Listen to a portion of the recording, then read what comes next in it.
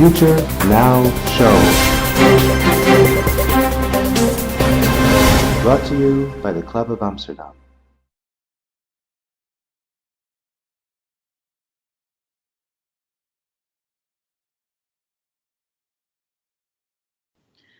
So good afternoon from Senegal, from Dakar.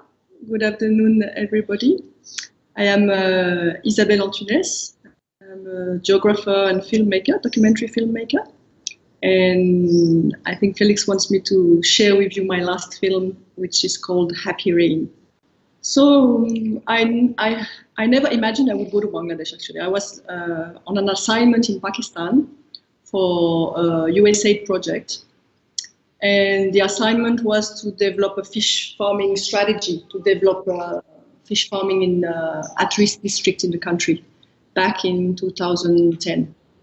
And while I was there, I met the most wonderful and knowledgeable old man called Mr. Alam. He was like the memory of fishery and aquaculture in Pakistan. And he was, he knew a lot about it. So he opened his door and all his documentation to me so that I could have a lot of information to understand, what was the situation there. And at one point, he said to me, Isabelle, rather than contracting European or Western consultants, why don't you call upon Bangladeshi? They are highly experts in aquaculture. And at the time, I didn't know anything about Bangladesh at all. So I went back to my colleagues and I said, look, it seems that in the region, Bangladesh is very advanced in terms of fish farming. And I was advised that we could, it would be much better to contract them so that Pakistani farmers can learn from them. And at the time, my colleagues were as ignorant as I was, and they didn't know much about what was the situation in Bangladesh. So right after this assignment, I decided to take a look for myself, and I went for a month traveling around Bangladesh. And while I was there, I came across this amazing story, which totally rang the bell for me as a development practitioner. I met some communities who are located 2 hours southeast of Dhaka, so far away from the sea, in a region which is flooded every year during the monsoon, like many other places in the country.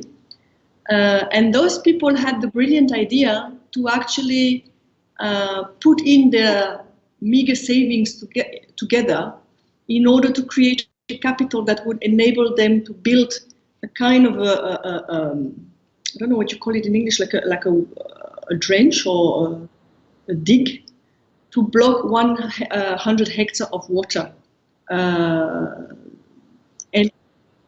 it's like a dam. It's like a natural dam, just a pile of soil that is higher than the rest of the area.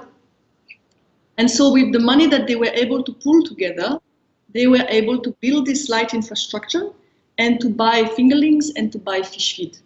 And they started an amazing story by turning floods into a very profitable fish farming venture that totally changed their life. Because before that time, they were forced to move out during the monsoon, because the whole region gets totally flooded with the river overflowing with water. And so they changed their life because they set up a company. And so the profits made from the sale of the fish were, divided among all the shareholders. So they were counting about 5,000 people who were involved in this process. And I thought, wow, this is an amazing story. This is an amazing story when the whole media is portraying Bangladesh in a very negative manner. That was, my first observation, because I traveled there. It was January, February, when the harvest is in full swing. So you get a lot of fruit, a lot of vegetable, everything is harvested at that time of the year. So the country is extremely colorful and there's a lot of abundance. So my first reaction when I visited Bangladesh was an image of a country that was totally different from the one that is usually portrayed in the media. So also showing that some communities were able to find solutions by themselves to the flood was a breakthrough for me. The second thing as a development practitioner was that here was, some communities that were able, through collective actions, to change their life.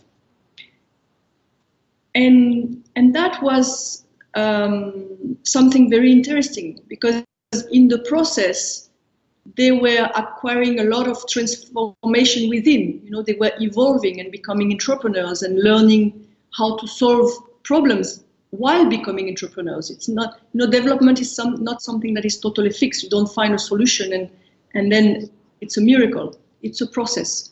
And they were going through that process. On a broader issue, what motivated me to tell that story is that, again, the media is focusing on fear when it comes to the future. We are very much told that we are too many on the earth, that there is not enough food for everybody, that there is a huge danger with climate change, and that, and yes, of course, there are all these challenges and they are real. But such a story was able to convince me that there are solutions, provided that we look at the landscape in a different manner and that we are able to do with what we have. In most of my posting, I was asked to fill in gaps, to go with a list and say, okay, what is missing in order to ensure that the project is going to fill in those gaps. But here I was, the people had done things the other way around. They had a list of what do we have and what can we do with that. We have 5,000 people with very, very small savings. Okay, we can create a capital. We have water. Okay, what can we do with this water? We can raise fish and we can sell the fish, we can eat the fish, and we can improve our livelihoods. So it was a totally upside down approach to development, which motivated me to tell the story and to do the film. So I think the whole idea came with one man who was posted there to work with dams for a mapping company.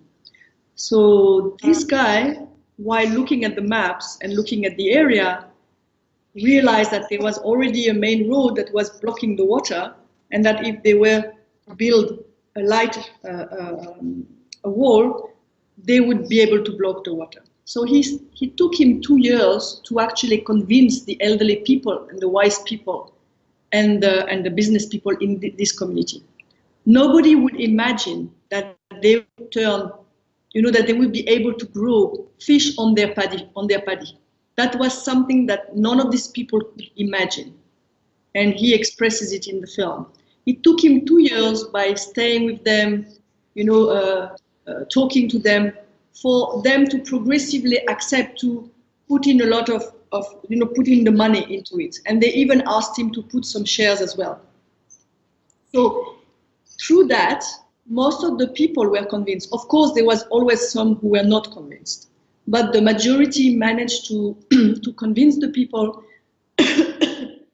And there is, for example, this family with a lady. So her husband is a big landowner who took part in that, and at the end of the harvest, they were able to get a little bit of the dividend from the sale of the fish. But of course, the first couple of years were very difficult because they didn't know how to grow fish. The profits were very small. So there was a lot of differences between the big landowners and the small landowners. But nevertheless, they managed to find a solution in order to make it grow. So they decided that actually they were going to sublease the fishery to the ones who were able to offer the higher price among themselves. So this is how they managed to keep it going. So most of the families would get dividends at the beginning of each season, so that they had their share from the business. And then they would, once the harvest was done, they would revert to to paddy culture. So now they can have two income. They have fish during the monsoon, and they grow rice, which gives them also an income yearly.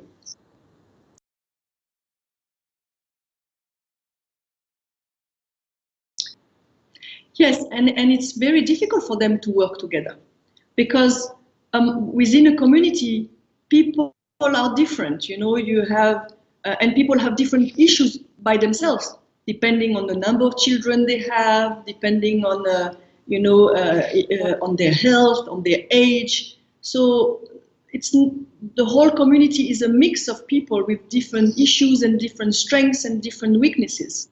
So it's how to manage to do something together like that. And it is a continuous process. Like, for example, today,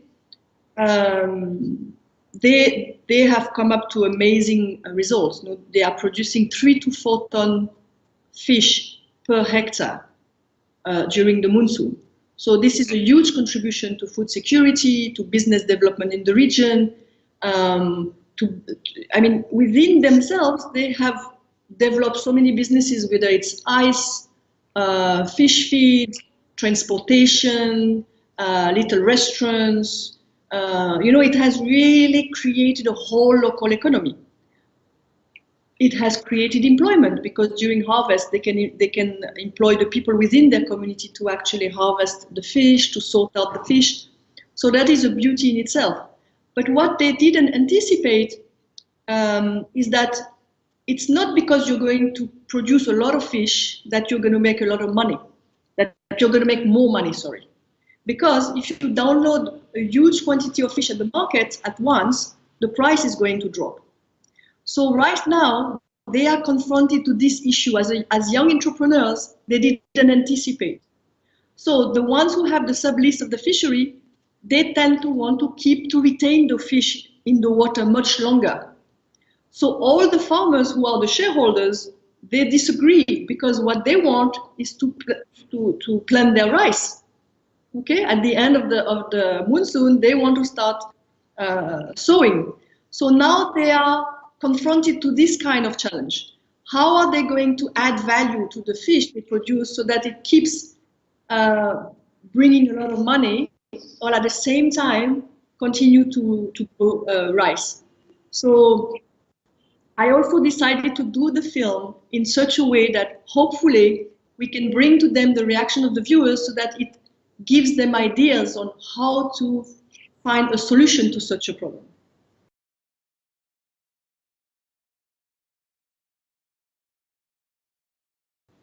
Yes, the film was co-produced with French television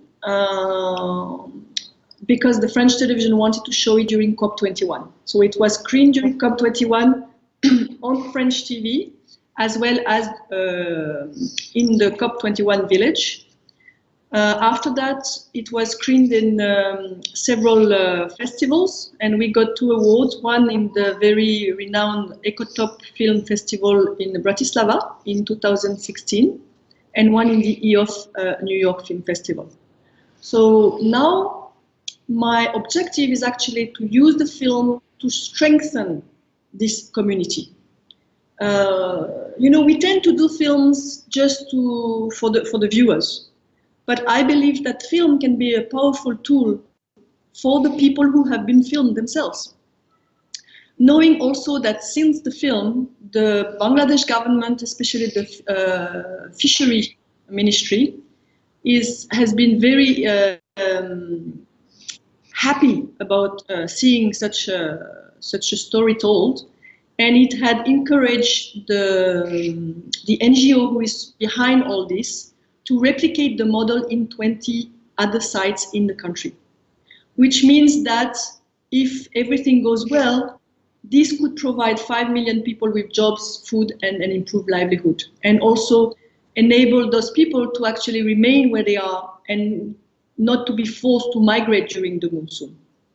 So the whole objective now is actually to use Happy Rain to support the community which I have filmed initially.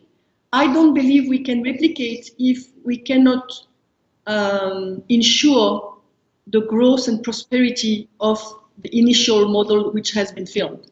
I mean, if they don't find solution to their current problem, the world is going to go around in Bangladesh, and nobody will actually trust the model. So if we think about replicating to other parts, we need to make sure that the initial model is very strong and very inspiring. So the whole idea is now to use the film according to what I call a win-win feedback loop, which is using the film by showing it to different audiences. Targeted audience like business schools, fish buyers in different countries, fish feed makers, so that all their reactions I can edit again and bring it back to them, so that they can get inspired, they can get new ideas which they didn't think about of how to make their business grow, how to find a solution to the current problem, which is creating an issue among the community, with the ones who want to retain the fish longer because they have a vested interest in selling the fish a bit later at a higher price, and the majority of shareholders who have a vested interest in growing rice. Yeah, because first and foremost they are farmers. So the whole idea now is to do that, and at the same time to continue showing the film in the new replicating area, so that they can learn from the initial model.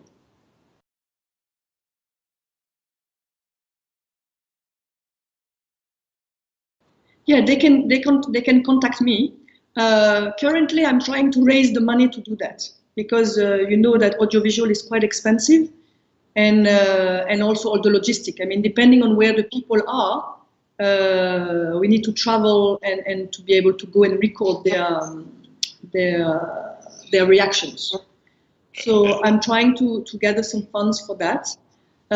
I'll be very happy to share the link for personal viewing to anyone who would like to see the film, and also we can put a link to the concept note that is explaining how we want to use the film to support this initiative and the replication of this initiative.